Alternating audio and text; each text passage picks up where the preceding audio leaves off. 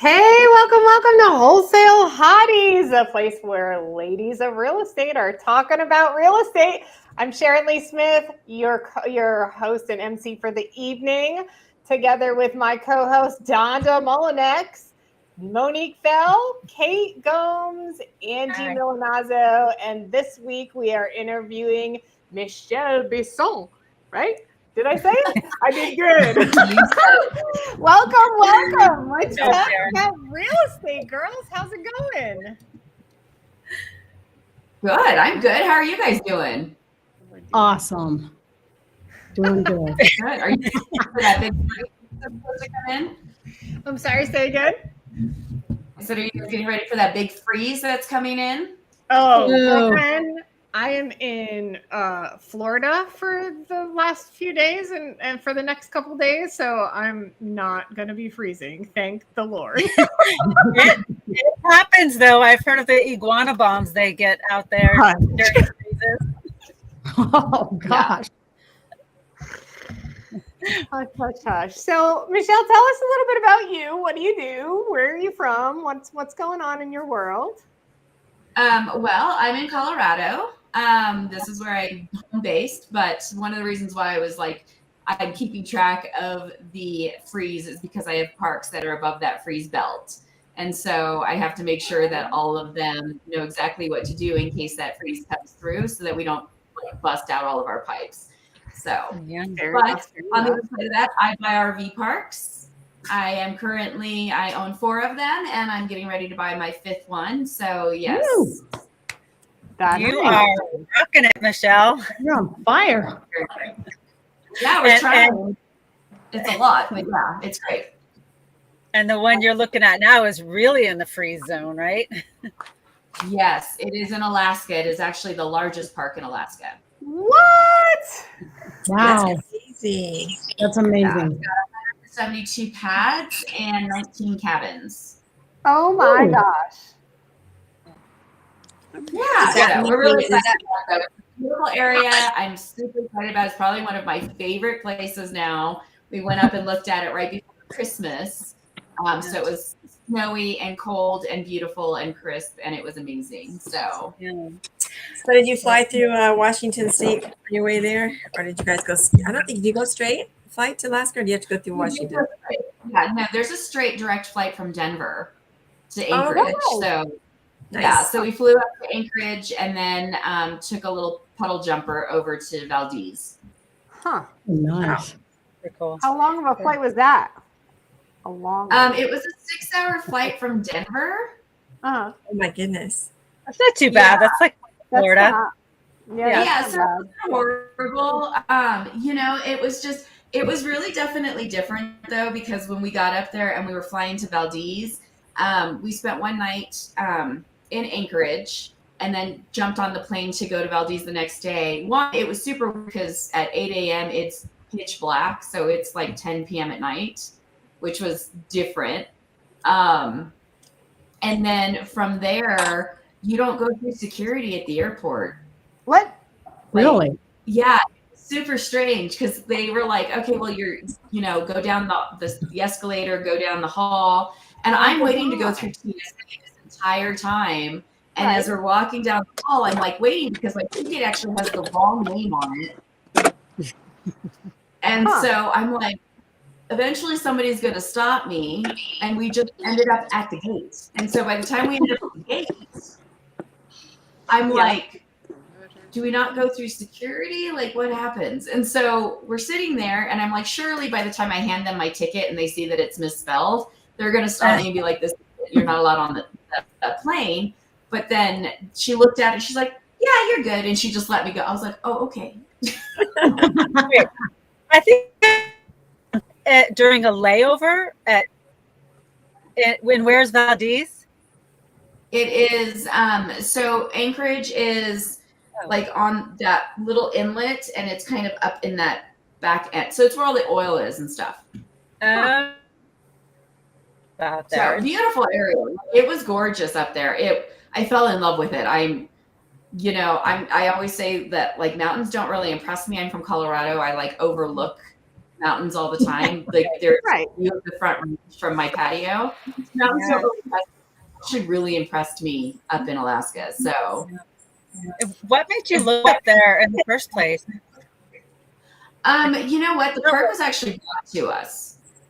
Okay. And it does really, really well. It does over $1.5 million Wow. a year, Whoa. 4 months that it's open. So it kind of, it worked. And so we kind of put it off a couple of times. We didn't really go after it when we first got it. It was kind of one of those ones that like, okay, yeah, it's cool, but do we really want to go after that? And my husband he shouldn't tell me things because I was like, no, I really, really want it. And he was like, no, we should do it. And I was like, no, I really, really want it. And so we kind of went back and forth, and basically it was, I'm going to buy it with or without you, so you need to get on board. So I love it. yeah, so he That's was like, what I gotta do, right? Let's give him a little push. yeah. I mean, that's kind of been our whole real estate journey, but it is what it is. Yeah. And he was saying a really bad 6-letter word, that should word. I had somebody say, don't should on yourself. Yeah. Right. If you want it, if you can do it, if you like it, do it. Mychele, what inspired you to focus on RV parks and like have it as your investment niche? Honestly, it wasn't something that I really like. It wasn't something that we actively pursued at first.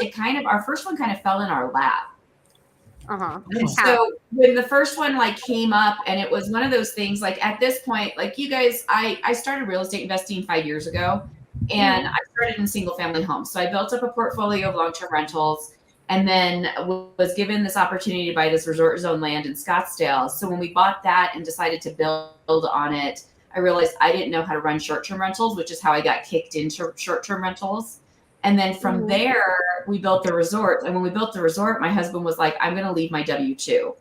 And so that was kind of the catalyst of now we need to go into something that has a business attached that makes more money. And so from there, we started looking at mobile home parks and storage units and different things of that nature, multifamilies.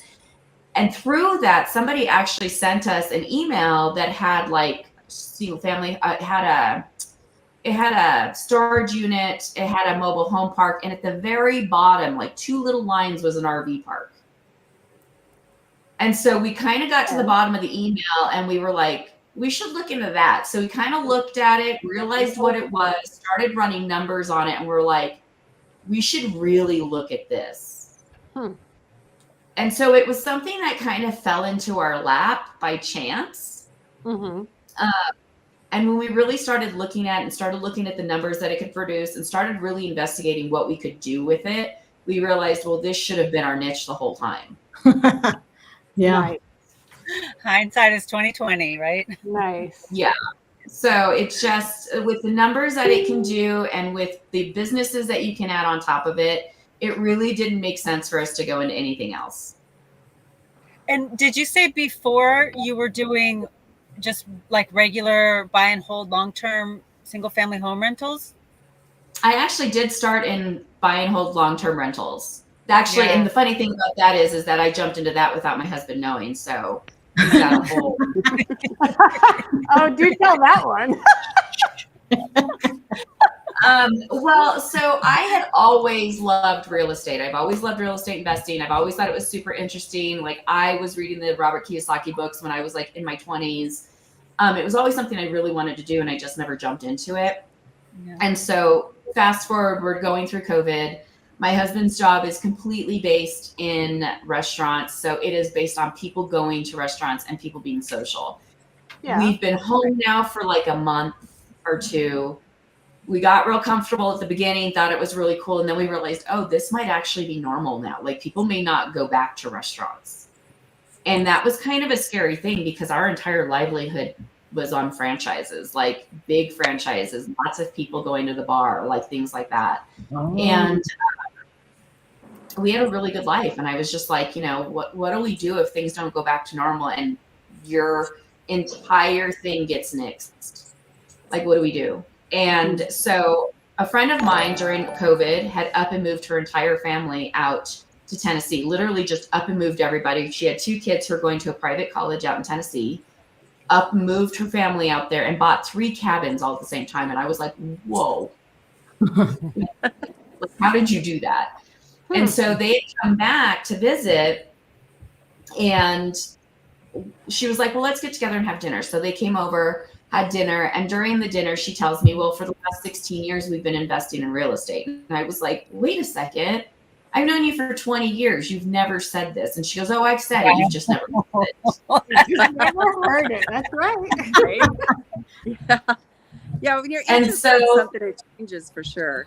Yeah. Yeah. And so she had built up this portfolio of long-term rentals that were basically cash flowing really, really well. And they were able to build this lifestyle. They traveled all over the world.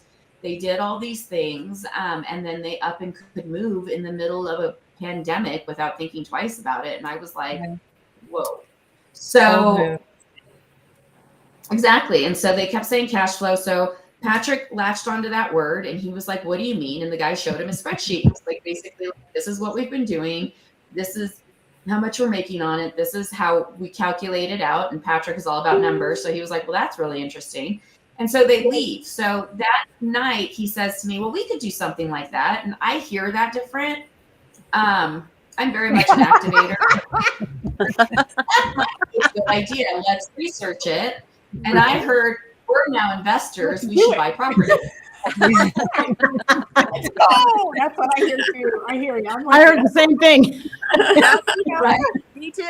And so I was like, absolutely. So I got on Facebook that night and I looked for a real estate agent and I wrote her and I said, listen, I want to go into buy and holds. I want to start renting them out. This is the neighborhoods that I'm looking at. This is how much I'll pay. And if you bring me a good deal, I promise to bring all of my deals to you. Awesome. So she was like, great, let's have a meeting tomorrow at 11:30, right? Okay, great. So she had a smart portfolio of her own and she was like, we'll meet and we'll talk about it. So that next morning, Patrick goes off to play golf at like 7 a.m. At 8:30 in the morning, I get a phone call from the agent and she's like, I've got a listing that's about to go live. I think it fits in your box. Like, do you want to come look at it? And I was like, yeah, sure. So I text Patrick, don't hear anything. I give him a call, don't hear anything. Text him a couple more times, don't hear anything. I'm like, okay, I'm just going to go take a look. I go take a look at it. It fits exactly what I want. And I'm like, yeah, let's buy it. I put in an offer and realize my husband has no idea that we're about to buy a house. So I'm like, it'll be fine. So I text him a couple more times. And I give him a call. He's still not answering. He's on the golf course. That's his fault. He doesn't want to be in the know. That's right. Did I answer that call? Right? As I'm driving home, he finally calls me back. He's on the 10th hole and he's like, are you okay? I've got all these messages from you. Is everything all right? And I'm like, everything's fine. I just bought some real estate. We'll talk about it later. It'll be fine. And I hang up. Oh my God, I love it. And so he is like, he doesn't call back. Oh no. And then when he gets home later that afternoon, he's like, do you want to tell me what happened?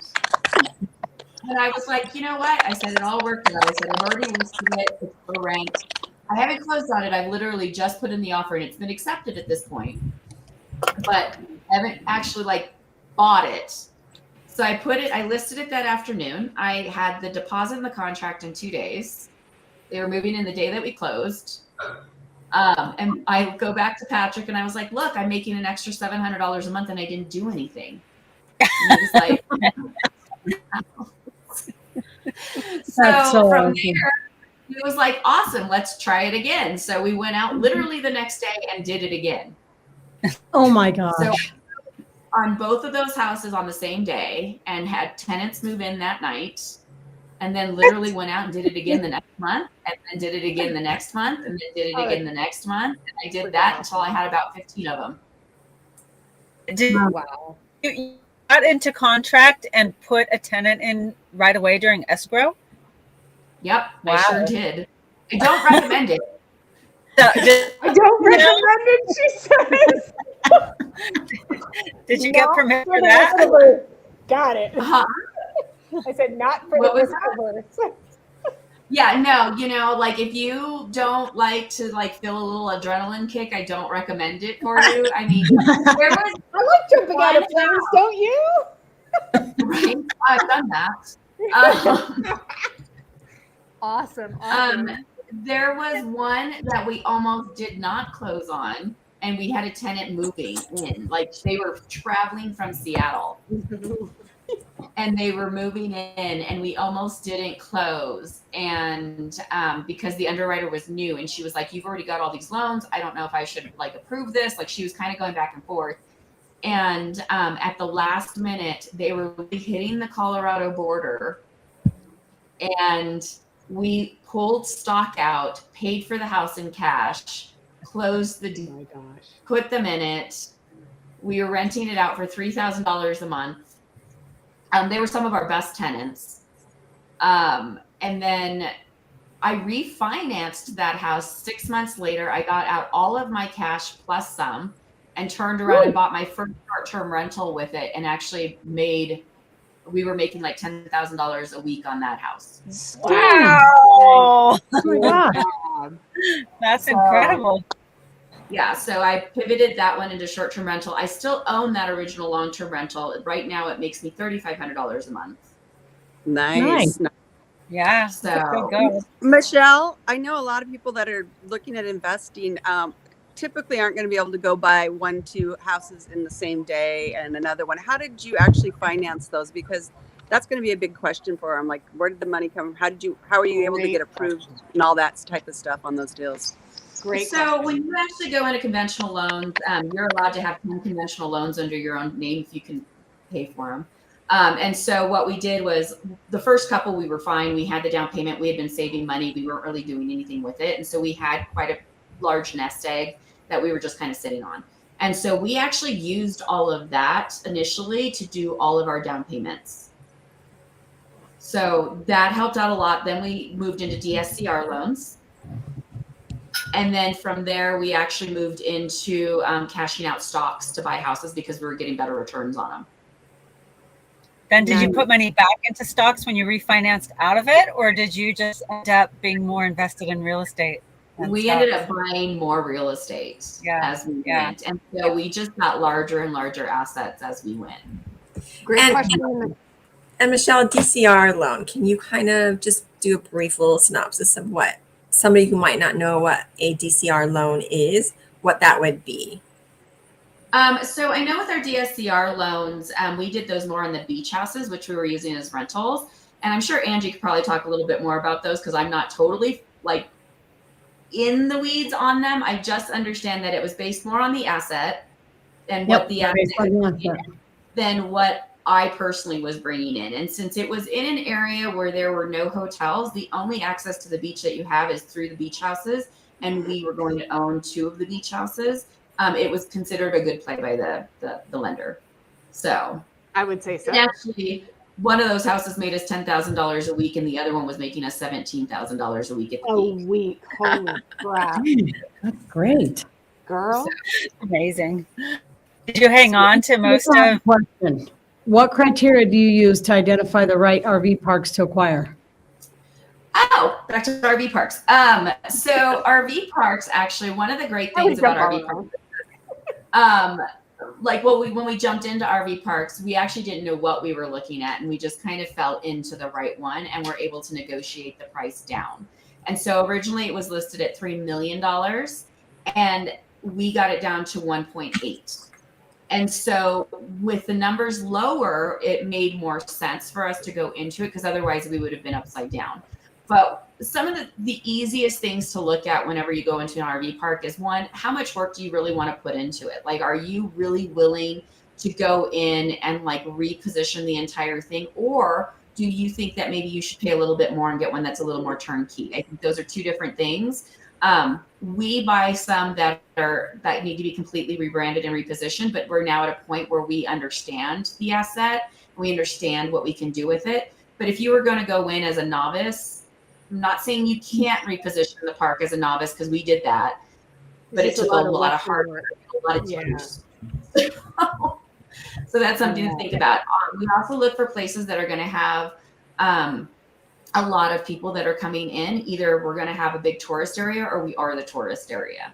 Yeah. So we have a couple of parks that are in great tourist areas. One is in Branson, Missouri. We have one off of Route 66. We have another one that's in the Lake of the Ozarks. Is Alaska. The one we're closing on is a really great place because it's a vacation destination. And then one of our parks is literally in the middle of nowhere, but it pulls from different large cities that are within 2 hours of it. And it itself is a resort. So it's got water slides, arcades, movie nights, full activity calendars. Like it's a full resort in itself. Nice. Oh, Can so we just cool. back up a little bit, Mychele, because I am blown away by how much you guys have done in the last couple of years, from basically knowing nothing at all about RV parks to owning 4 and looking at a 5th. With and what time frame was that? We closed our first RV park December 28th of 23. So barely over a year, 1 and you year. own 4.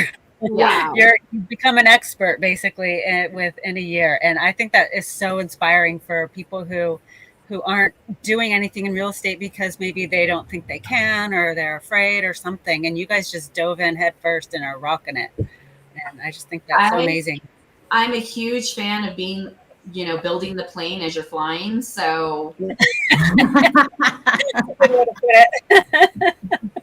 feel like you really can't learn something That parachute until on the way down. Yep.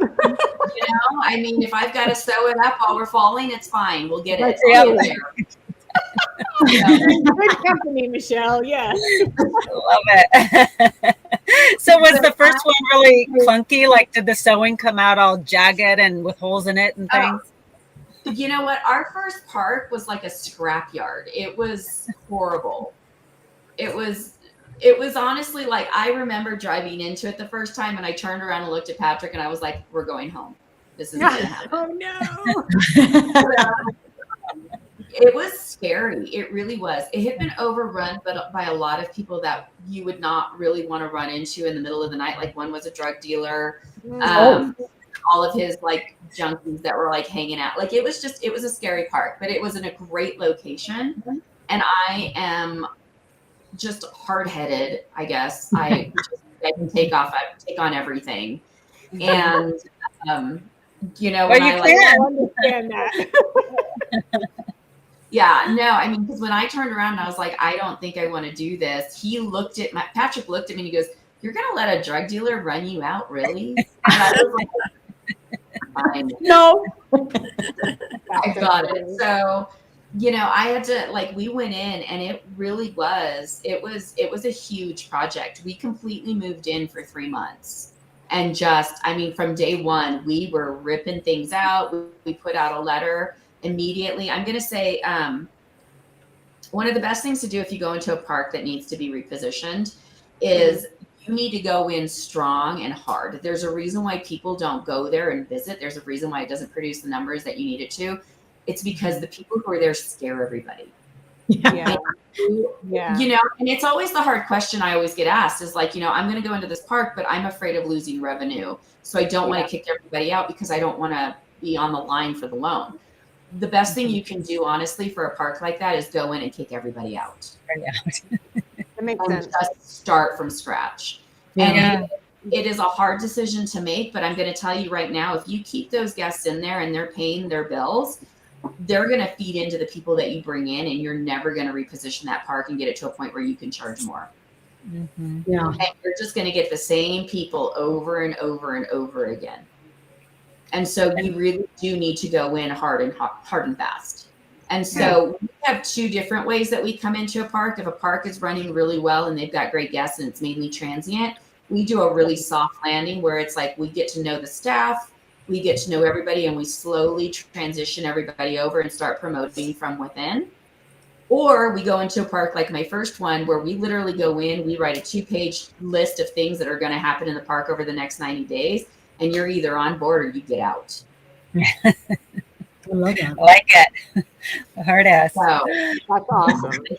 we have Sometimes 5. that just needs to happen, though, right? If you can't get rid of that dead weight, they're just going to pull you down and hold you back. And then you're just, burning through money. in holding Yeah. costs and Yeah. problems and stuff. And so that's definitely a hard lesson for newer investors to learn, is Yeah. that balance of Yeah. those things. Yeah. So I And that definitely being think if you're going to go into something like that, make sure you have the CapEx to be able to hold it for a couple of months while you're empty and then rebuild your reputation. And also, do you think you can go in anywhere and do that, or back to location? Because there was one I looked at that had kind of people staying there like that, but also the location, I thought, even if you got them out and cleaned it a little bit, more of the same is going to come back. Yeah, Because location is a big deal. Like, it really is a big deal. There was another investing group that went in around the same time that we did, and they bought 5. Actually, I think they started before us, maybe about a year or two before us. But they had purchased 5 parks, and one of them was down the road from us.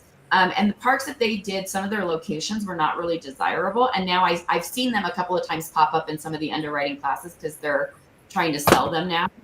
And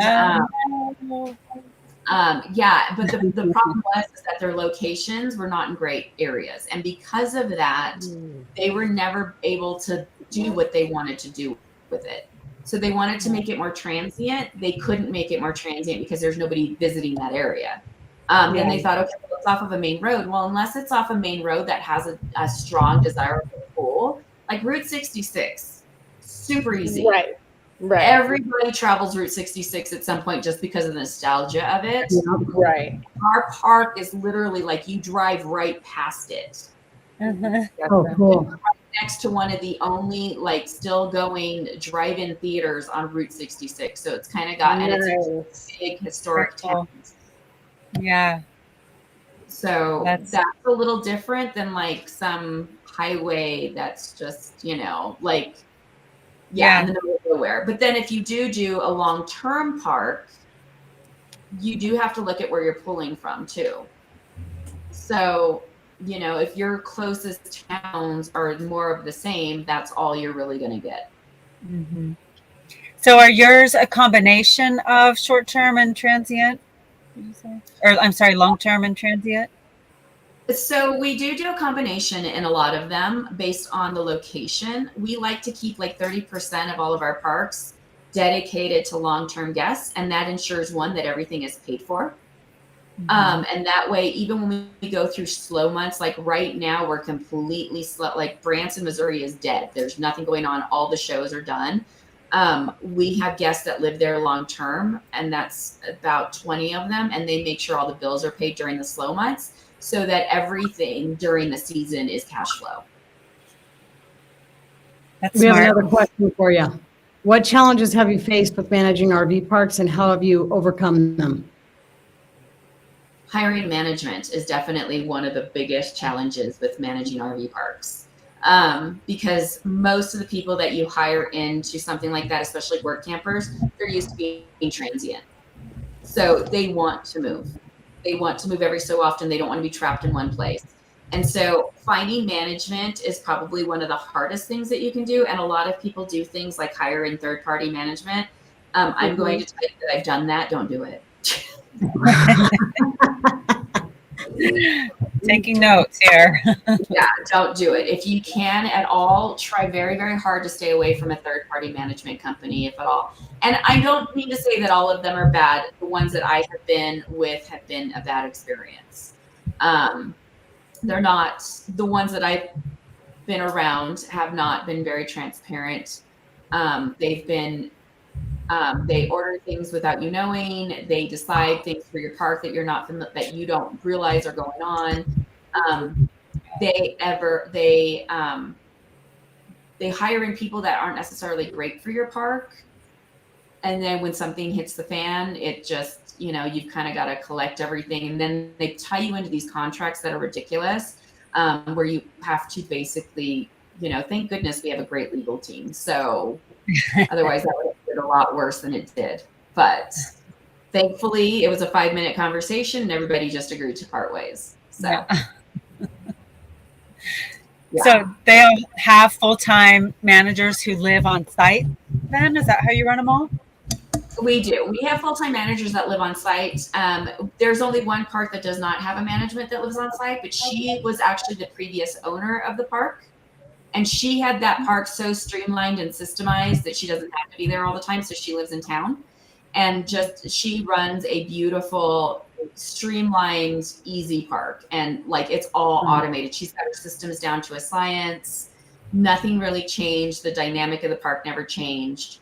So that one's probably the easiest one. It also, the expenses on that one are only at 30%. So it's a perfect park. If I would have gone into that park first, I probably would have never bought any other park because it was just, everything else would have been too hard. And she decided to sell though, even though she had everything streamlined. What was her purpose for selling the park? She just wanted an easy exit plan, and we got along when we met. And one of the things that we have is that we build really great relationships with our sellers. She actually didn't want to sell her finance. She didn't want to sell her park. She thought people were like trying to come in and take it from her. And she met with us for a little bit, literally one afternoon. By the time Patrick left the park, we got a phone call saying she wants to sell to you and she'll sell it to you for seller finance. I love it. That's Yeah. perfect. All about rapport. It's all about rapport.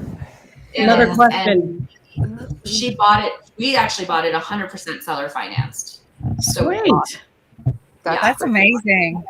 And how did you Can find talk the about seller? some of the strategies that you've done for increasing revenue for your parks? You know what? That comes from me just kind of like, I like to buy things. I go into every property, and this is just something that I've always done. I have gone into every property, and the first thing I do is I start evaluating it from different aspects of where I am in life. So like when I built my beach houses out, one of the first things I thought of is I'm a mom on vacation with my 5-year-olds and they're driving me insane. How do I get them out of the ocean and back so that I can make them hot dogs and just drink wine? How do I do that? And so that is how I built out my beach houses, and that was completely the strategy. So I went into everything else, including the RV parks, the same way. So if you look at my parks, it literally comes from a perspective of if I'm in Branson, Missouri, and I am like exhausted from taking my kids to Silver Dollar City all day, what do I need on the park to know that I can sit in front of a campfire and listen to them play off in this area and I don't actually have to interact? Genius.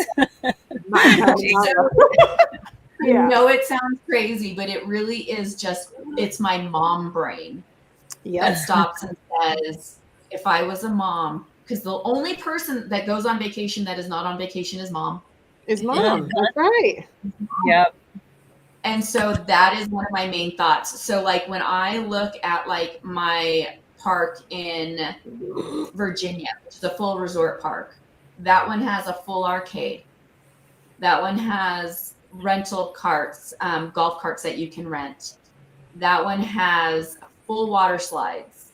All of that stuff is based on, I want to go on vacation and I really want my kids to go and have a good time, but I really just want to relax. Were the water Yeah. slides there when you bought it, or were those things you put in? The water slides were there when I bought it. So we did not put those in, but it originally had a cement water slide. So it's been there for 20 years. They just upgraded a couple years ago to the tunnel slides. So we actually, we go into it and like now we've got day passes for the community because it's a small community. Yep. And they're generating $250,000 a year in sales. Nice. So I didn't do anything extra. You said that's We in just Virginia? sold- That's in Virginia. Where? I'm in Virginia. Hillsville. Where? She wants to go to your slide. Deltaville? It's Hillsville. It's about an Oh, cool. hour west of Roanoke. Oh, okay. Gotcha. Yeah, so super, super awesome. But like everything on it, like as we're adding things, like even this year, we're bringing in a whole new activities director. And the entire plan is the entire park is going to be themed every week. And so the activities director, because we also have like a area where you can sit and watch movies, the entire thing, the crafts, the activities, everything is based on a theme for that week. How fun. Yeah. And then it ends at a movie on the grassy knoll at the end of the week where we'll sell them popcorn and mom will get some wine and they'll go watch Moana. I love Better it. than love a KOA, right? I It's like love a Yeah. it's like a KOA on steroids. Yeah. Yeah. So, I mean, but these are the things and these are the activities that like your guests want. Like they want those experiences. They want those things that give them the opportunity to like just detach and unwind. And it also gives that their kids a place to be safe and like to play and have a good time. And that's one of the things that I love about RV parks is that it's really kind of one of the last places where we go. We're not in a hotel room where the kids are in the next room and they're watching a movie on TV. We're actually Right. all together, like doing things together. Yeah. Yeah. So And Do you outdoor find that stuff. do you find the families in the parks are also interacting, the different families in the park, or are they all individually kind of doing their own thing? So they're all actually interacting together. So some of them will come in groups, like we've done large groups. But the thing that I have found sitting on my RV parks and like hanging out, like we do community fire nights at all the parks where there is a community bonfire and everybody in the neighborhood, everybody on the park is invited. And so they'll sit around and they just start telling stories. And there's just something about RV parks and campfires that just kind of breaks down those walls. You don't have to be anybody else. Yeah. I love it. Yeah. Brings Where are we out- going? What store sells wine? What a good question. What are we all So doing? actually, it depends on the state. So, like Virginia, we do not sell alcohol because then we would have to police them, and we don't want to be a part of that. Yeah. So they are allowed to bring their own, Yeah. but we do not provide that on the park because then we're responsible and liable. But in like one of our parks, the Lake of the Ozarks, we have a full restaurant, and we are actually building out a liquor store that we're adding to it. Oh, Nice. Yeah. awesome. So people will be able to buy their beverages and go back out on the lake or go back to their camper or whatever. So we'll be able to provide those there. And I the want to need go for there. came in one, the restaurant does really, really well in the summer on sales. Our alcohol sales are in. I'm sure that your restaurant experience. And you have to has like come off of the lake and Uh-oh. Which reason? I think it's just Mychele, right? I'm pretty sure it's Yeah. just Mychele. There you are. hi. Yeah, Did you you guys- can frozen and mute. Did you guys know that? No. No, we couldn't hear any of it. Oh, I didn't mute. So I said that with that particular one, our liquor sales in that restaurant are so good. I'm sure. During the summer, like we're a standing room only bar and like bringing live music and everything else. So when we really looked at the sales and what they were doing, we realized if we just added a liquor store, because the closest liquor store is about 10 miles up the road with the grocery store. If we added a liquor store and a C-store on site, we would probably be able to capture all that revenue. Oh, heck yeah. And I'm sure Oh. your restaurant experience helped a lot with that. Yeah. So yeah, Patrick actually worked in the franchise restaurant business for 20 years. So it does help. We're actually bringing in an expert. He's a really close friend of ours that actually specifically does franchise growth and has been in the franchise business and has grown restaurants for the last 30 years. So he's coming in as a consultant to help us out. Awesome. Nice. Yeah. So we're just becoming one big family business. You could just make your entire own little town. You could have little shops and all kinds of things on there, right? Yeah, no, we've actually got about 68 acres to expand on that park. So we just went in, we're getting all the permits and everything done, but we're actually expanding it out from the restaurant. We're actually increasing the restaurant size, the kitchen blueprint, because it does so much that we get, it's kind of the bottleneck. It needs to generate more. We've got a full marina, which we have done really, really well. In the past, it's done really well with people coming in, parking, ordering, and then leaving. So we're actually expanding that out and adding more slips for that specific thing. They do live music every Saturday night where they've got cabins on it. They do a full Sturgis type biker event in the summer. Nice. And then they've got the pads and everything, but we're actually expanding 200 pads and we're putting tiny homes on it. So Oh, that was That's actually my next awesome. question. Yeah. So that's going to be a huge endeavor, but we're working on that right now. So we raised an actual extra $1 million just to do all the renovation ads. nice. Oh, that's amazing. That is. Wow. That's amazing. That's awesome. How did you go about raising that money? Did you create a fund, or how did that work out? We talked about that. Yeah, we did. We actually opened up a fund. We opened up a fund about 2 months ago. And that is a $5 to $25 million raise. And so we are actually using the funds in the fund specifically to reposition our parks. Nice. And so we try to go into the parks as creatively as we possibly can, then take the money in the fund, inject them into the park, get them to cash flow and generate as much income as possible. And that way our investors and everybody gets the highest return. Nice. Nice. So we're trying to avoid using the fund to buy the park as much as we can. That makes sense. How- Gives you more cash to work with. Yeah. Yeah. And that way, if we can like generate more revenue by increasing, building out more spots, increasing the revenue on it, putting Adding in tiny homes. yeah, everybody wins in the end. Yeah. So yeah. 100%. So how did you buy your other ones? I know you got financing, and how are you funding the others? So our first one ever was a hybrid. We actually did seller financing, a private money partner, and a bank loan. And so we actually ended up with all of the money plus a CapEx. Oh, very nice. Which is why we were able to walk in and redo everything right away. Yeah. That's the one where you had to get rid of the drug guy, right? Yeah. So that was the one where we had to kick everybody out and start over. Yeah. And so definitely going in with a healthy CapEx is always something you should do.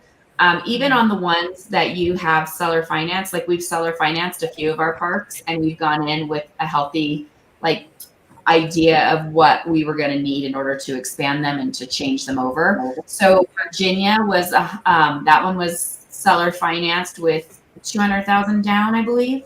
And that's a $4 million. It was actually, it's a $5 million park, but we got it for $4. So with that one, we went in and we knew right away, like we're going to have to redo the store, redo the siding, rebuild out some of the buildings and expand. And so we went in with a healthy CapEx to do all of that right away. Nice. Somebody's ringing. Sorry about that. So Mychele, you mentioned that you have a fund that you're raising capital. So does that mean that it's open to anybody to just like, hey, I want to work with Mychele and her husband, and can I invest money and be a part of this team or be a part of this whole thing that she's doing? So our fund is a 506c, and so it's for accredited investors only. And that the minimum buy-in is $50,000. And so from 50 to, we have different tiers. So 50 to $250,000, you get a 70-30 split on the back end. 250,000 and above, you have the 8% preferred return, and then you get an 80-20 split on the back. Nice. And it's a 5-year hold. So this is for life then, or for however long they have their money invested in this park with you, then they get this split. So what it is that at the end of 5 years, we'll reevaluate and decide if it's a great cash flowing park. What we're going to do is we're actually going to roll it into Fund 2. And that way our investors can have the option to move into Fund 2 and keep cash flowing that park. And if it does not perform the way that we want it to, then we will probably sell it and add a different park to the new portfolio. Mm. Yeah. Okay. So constantly evaluating and changing things over. And honestly, like the thing is that even now, a year later, our goal with each park has changed. And so what we thought we wanted in the beginning and the parks we were going for then are now too small, and we need bigger ones. And so I think that's going to be the same thing as we move forward and we move into bigger assets. And, you know, I mean, 5 years from now, that's a long time. If I went from 50 pads to 150 pads in a year, I can't imagine where we'll be at 5 in 5 years. Right. Yeah. You know, So you just Do you see anywhere where robotics or AI might come into play in the future as it begins to get more and more in our communities? That one's kind of a hard one because I understand the need for it. I think that there will be some niche parks that do it. But I think one of the biggest draws to campgrounds and RV park and RV park resorts is the personal touch that's involved in it. I don't really see a lot of people moving towards doing a lot of things that are robotic or instant or not without, like, I think people use online booking, but people still want somebody to walk up to them and say hi. Yep. Like they still want my campground owner to walk them to their spot. Yeah. They still want my campground manager to like still have that interaction with them and check on them and see how they're doing. Well, like as much as they don't want that, like the biggest compliments I get on our reviews is that our camp managers cared enough to stop in and say hi. Oh, that homey feeling. Yeah. And that's what brings people back. Yeah. I think too, like a lot of, like you go camping because you want to unplug. You want to get away from the electronics, from the robots, from all the things, from this nonsense that we're scrolling on all the time. And so I think that makes perfect sense, right? But what about like for advertising, for marketing, for recruiting longer term tenants, that type of thing on the business side? Are you seeing AI being helpful for you? Yes and no. I think for advertising, marketing, and all those things, yes, absolutely. Like you need to have those things in order to go out. Like Google ads are huge. Google reviews are a big deal. Like all of that stuff is important. When it comes to hiring people that come in, most of the people who work for us are people who do want to unplug from that and they don't want to be a part of all of that. And so that I find is still very personal touch. So they're not like my managers that we're hiring in. Yes, we do want managers that are a little like, they want to be in one place for a while. They need to understand the systems. They need to understand how all those things work. But they're one-on-one, like they're work campers that come in. They're people who are trying to kind of unplug. They don't want to be a part of all that big society stuff. They want to just be like, they want their kids to play outside and have a good time. They want to be in an environment where they feel safe and away and they're not constantly being bombarded and sold to all the time.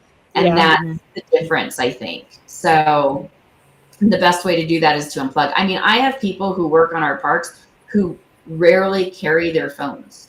Like if I need to get a hold of them, like I need to call the office and the manager needs to like run them down. Because they have them to have them. They just don't use them and they don't carry them. Yep.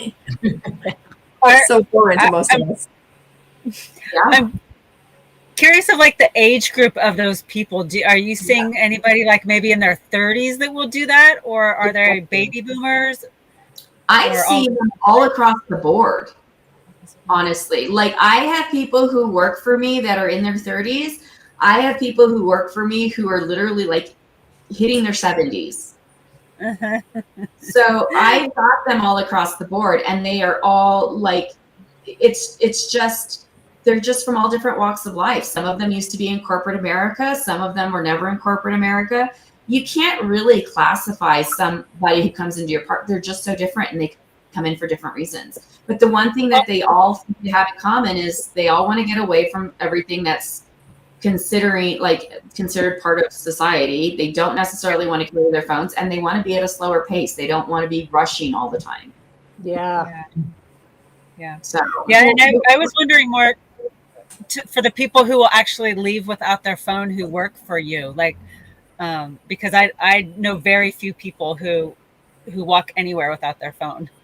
So I was curious. I am going to tell you the truth. If I didn't have to shoot content while I was on my parks, I would not carry my phone on my parks. Amen, sister. Amen. And that is because it is just so laid back. You almost forget that you have one. And I love that. Like it is probably like out of all the things that we have, it's one of my favorite things. The only place that I can say that I like as much of that is like one of my beach houses because it's in such a small, quiet, sleepy town and the beach is never busy. That is the only place that I feel as unwound and like relaxed as my parks. Nice. Yeah. That's absolutely the place where I would lose my phone. Yeah. And it is definitely one of those things that it's really nice to kind of just be in a place where you get to see like kids play. Yeah. Like genuinely play. Like they ride their bikes and they have a good time, Yes. and they're laughing, and they're not with an iPad or a phone, and they're like telling stories at a campfire with their uncle, or like you see that on the park. I love that. I love it. Yeah. So I want to, before we get off here, it's over 9 minutes. We're having a ski trip in Keystone, Colorado, in this really large home. A friend of ours that is just purchased it. So you guys are all invited. Yay! Fun. Okay. I'll be by the fire. Well, give us Say, well, fire there. I need the wine. I'll be on the beach. I don't Miami. ski, Come to the fire. I'll have the s'mores and the wine, and I'll be the one who bites. Michelle. Yes, girl, yeah. are you hosting it, Angie? Yes, Rachel and myself, and I think Janelle from, she's in sub 2. Yeah, Janelle. What do you No. expect? What kind of a turnout you expecting? Well, last year we had about 17 people go, but this year we're planning farther ahead. So now we're spreading the word and trying to get a lot of people. I think so in this house, it's about 14,000 square feet. There's a basketball court. There's a swimming pool with a running court around the top of it. But I was like, well, everybody could bring big blow up mattresses, like the younger kids, the 25, 6-year-olds, my son, and sleep in the large basketball court. And then there's, I think, 7 rooms, and every room has a bathroom, and they got bunk beds and a lot of them. Wow. So it's really nice. Nice. Yeah, it's Sounds nice. like a lot of chaos and a lot of fun. Yeah. We had so much fun last year. We had a lot of Angie, fun. Courtney wants to know how they get more details about it. Rachel, are you on? She's in the chat. I'm going to have her do it because she's got all the information. She's Rachel, most hit of the planning. hit us up with your contact info so people can find out more about it. Yes. Michelle, do you have version of an RV park camping? Yeah. I was wondering if you have like one fantasy RV park that you want to make or create. I think I honestly can tell you that every single one of my parks are different from each other. Not one of them is the same, and they all suit a different need. And I like that. So I don't think that there would be one that I would think was perfect. I actually love them all for what they do. Yeah. So like I love my Branson one because it was my first one, so I'm just partial to it. But I also love that it serves it's the tourist area. There's not a lot that has to be thought about with it. It's pretty simple. It's straightforward. It serves a need. People go there to sleep, and I still get to see the kids play at the end of the day while mom is sitting around drinking her wine. And our Route 66 park, it is right off the route. It's a great place for people that are traveling down the route. They can stop in and stay for the night, or they can stay for a long period of time and visit the sites around that, which is great. But it's a pretty straightforward park with just a pool and a laundry room. There's no massive things that need to happen there. Lake of the Ozarks is a completely different park. It is a complete resort style, but it's more of an adult resort style where it's like got the bar, the marina, like everybody's coming to party. It's just going to be a good time. And that's that one. Virginia, completely family oriented. Everything is about the family. Everything is based on what your family can do together. And then Valdez is just completely sightseeing. Love it. So every single one of them is completely different. Every single one of them suits a different thing. I love that I get to be a part of so many different people's vacations. Everybody's in a good mood. Yeah. Maybe you can host a sub 2 event at one. Yes. Angie can help you. Right? We could do one at the Lake of the Ozarks. That would be amazing. Or Virginia. That would be awesome. Virginia. Large enough that like, and we've got cabins and everything, just bring everybody down and just like throw them all together. Yeah. So It's an Yeah. hour west of Roanoke. I actually have a house right there, right in that area, just over the border in Buckley, West Virginia. So like right in that area too. So that's awesome. yeah, beautiful area. Yeah, it's so gorgeous out there. So gorgeous. Yeah, no, it's really pretty. I mean, Money. parks are usually places that are beautiful. And I love that because now I get to be in all these beautiful places that I would have never seen before. So Yeah. Yeah. Yeah. yeah, That's so awesome. yeah, so I can't say that there is one specific model that I would like more than another. I think they suit different needs, and somebody going into it, especially as a newbie, like going in as an investor, you need to find the thing that you want. And I personally think the way that we did it, where we organically grew, was probably the best way we could have done it. Going into a park where it didn't really have any amenities and adding them and learning the ins and outs on a smaller dime before expanding into bigger things where more people were involved and more investors were in it. Yeah. We got all of our kinks on a smaller park. Yeah. And then that way, going into a larger park and bringing in other investors, we can say, okay, we know for a fact that we can do this. So yeah, it just made me feel a lot safer. Yeah. And just it makes it better all around, I think. I'm more about the sure deal. I want to make sure that I'm a good steward of the people that are involved with me. And that is like a huge deal to me. So it was definitely one of the bigger things, is just making sure that we got all of our kinks out on a smaller park that was just us. Yeah. Right. That's really I think smart. that's smart. And that gives you a case study to be able to show other investors, so that way they can be confident in investing with you on the next one. And that just allows for more scalability. Yeah, absolutely. Yeah. And then it also gives you the idea of like, okay, now you can build out all your systems. We know exactly how we hire people. We have people in place who do all the hiring, who vet all the people, do all the background checks. We've got all those systems built out. And then going into a bigger one, it's just, okay, so now we go into this bigger one. We automatically put all these systems in place. We've got all that. Now we just need to learn these new systems for these new things that are coming in. And that's really super easy and streamlined. And we just keep going. So Brilliant. Yeah. Well, we're getting down to the end of this time, Mychele. I really enjoyed this conversation. It was awesome. And I would love to have you on again sometime.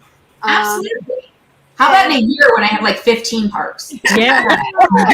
And we've traveled We're them gonna all. stay in touch to keep watching your journey, Mychele. Right? And then you guys can all do it live, like on one of the parks. Oh yeah. That'd be awesome. That'd be With awesome. Right before the meetup that you're going to have. Yes. Yeah. If they want to get a hold of you, can DM you on social media, correct?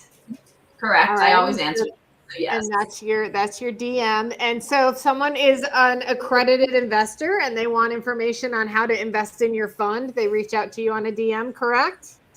They can reach out to me there, or they can go out to my webpage, which is Mychele Bisson, same spelling.com, and hit invest with me. Perfect. Yeah. Okay. That's awesome. Well, great. It was so good to have you on Wholesale Hotties. I've really enjoyed talking to you. Ladies, any last minute stuff for Mychele? It was super great having with you. I love your sound. I know you didn't do any of your voices this time, Angie. Can you thank Mychele in one of your really cool voices? Thank you, Mychele. We really appreciate that.